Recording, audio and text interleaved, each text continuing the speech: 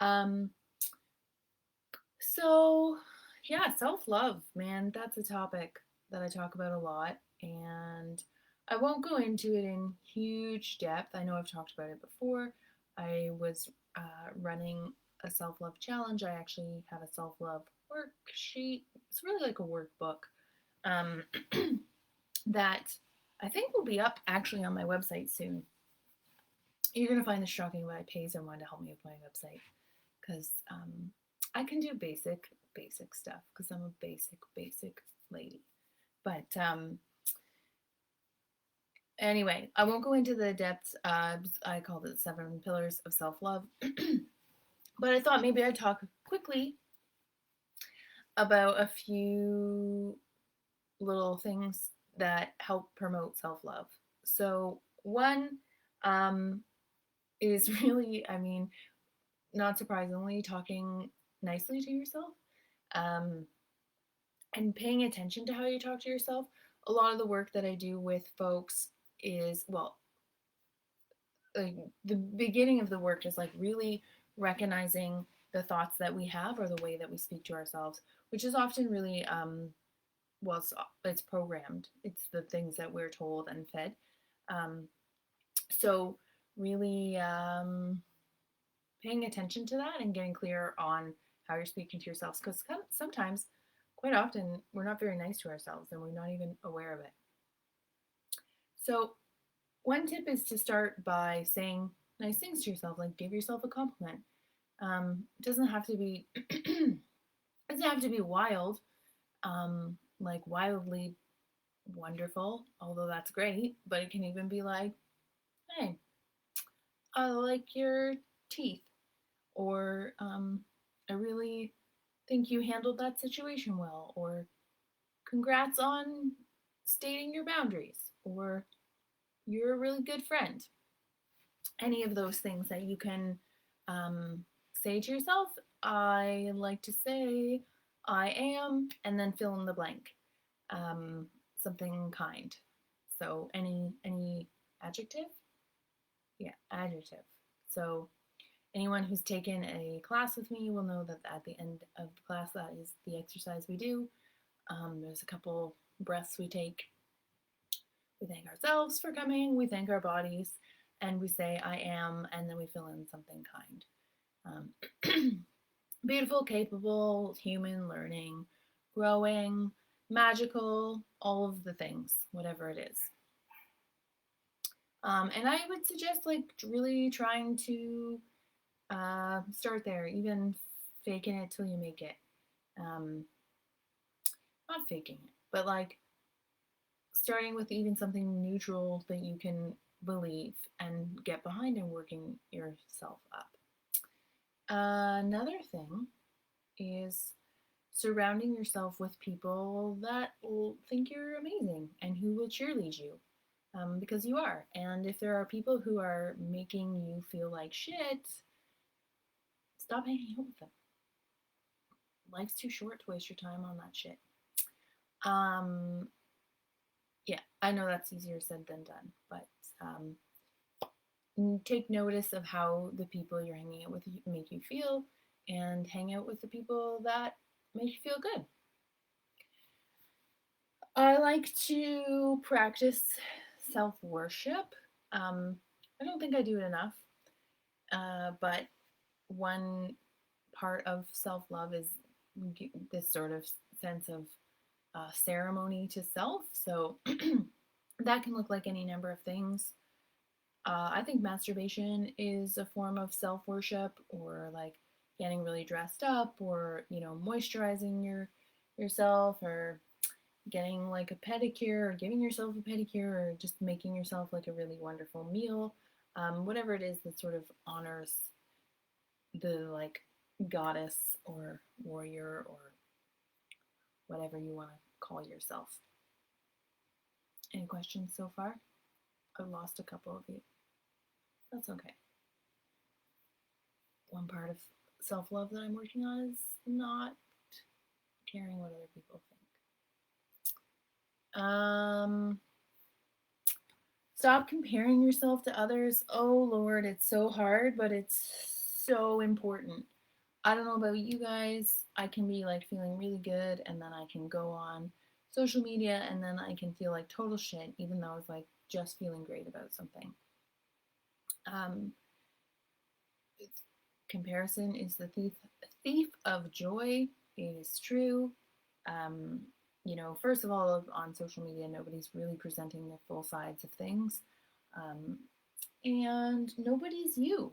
Like, and there's room for everyone to be different. And that's a good thing. Like that's you want to celebrate that your life is different or that you are different or that whatever is different. And you're, where you need to be and working where you need to be going. And a lot of what we see online, um, we don't see all the backstory. I don't know if that's really loud for my Instagram people. I know that my computer is making a lot of noises now. In hell. How about I just hold it? It's a very flattering position. Um, Forget what I was saying, but oh yeah, we don't see the background of all the things they did to get to where they are. We see people like, oh, their life is great, and they have this, amazing body, and they are rich, and they have 12 cats, whatever. Um, but we don't know, we don't see the work and the struggle and the failure that it took to get there. So you're just where you need to be, right? Um, Thank your body. I talked about that already, sort of, about, um, I lost the live. I talked about that, how we do that in the end of the classes that I teach, but do it all the time, Your body is a wonderland. Your body provides you so much joy and pleasure. And, as someone who struggles with some chronic pain, sometimes I feel like my body is not doing, well, often I feel like my body's not doing what I want it to do, but I also have to appreciate all the things it does do and allows me to experience. And that is something. Um, you know, Doing things that feel good, like eating foods that nourish you and, drinking water and moving in ways that feel good. Have you guys seen the sunset? It's real pretty. I mean, I'm almost done, so go look in a second, but like, it's really pretty. Uh, but do those things from a place of love, not from a place of hate, because you love yourself and because you want to treat yourself well and your body well, um, and not because you're punishing yourself.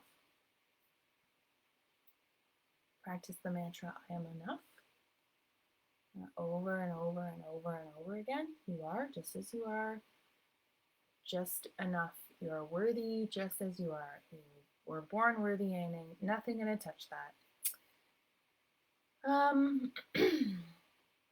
Trying to look at yourself with some compassion and some forgiveness. I've talked about this in other lives, really working on self forgiveness, talking to yourself like you would a friend, maybe writing yourself a nice little letter like you would a friend. And hi, it's my neighbor. I look real vain, I guess. That's okay. I kind of am, but also not caring. Oh yeah, write out a list of things you like about yourself. I think that's really helpful. I'm really sorry, Instagram people, my arm's getting tired. We'll try this angle. Yeah, things you like about yourself. Write out a list when you're feeling good. Ask your friends to contribute. That's really helpful. Say, what do you like about me, or what value do I have, or yeah, ask them to contribute and revisit and add to that list. And then finally, I have lots to say. Ooh, Instagrams and Facebook. Oh, that's really unpleasant for everyone. Um, just catch your negative self-talk, like I was talking about earlier. Like that takes a bit of time and energy, but like here where you're being unkind to yourself and start paying attention to it. In coaching, eventually we learn to replace those thoughts with like more neutral thoughts and then more loving thoughts. But the first part is catching yourself when you say it. Sometimes I like say some really terrible shit. Like I would never tolerate, I hope, people saying shit to me that I say to myself. I've gotten a lot better, but occasionally I would still like pull some shit out that I'm like, that's not really my voice. That's that's a programmed voice that I don't need. It's not helping me. Um, so that's it. I'm trying to. Oh, my phone's gonna die. How pleasant. I get it. I get it.